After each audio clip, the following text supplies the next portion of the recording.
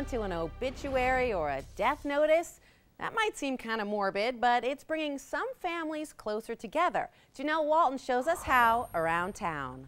Any chance of successfully tracing your family tree may have once gone to the grave with the death of a loved one.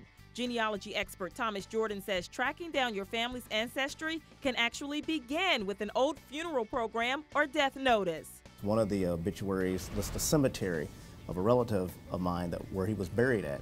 And I followed the clues on this particular cemetery and wound up finding where my great-great-grandparents were buried. Thomas showed me how you can collect clues by reading death notices from relatives who may have died years ago. She was a member of the Cheviot Westwood Kiwanis.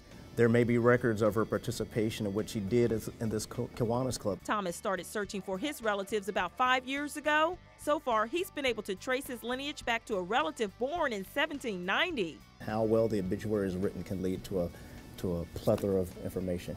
Thomas will be sharing more information during a lecture at the main branch of the Cincinnati Public Library downtown Saturday, February 2nd at 2 p.m.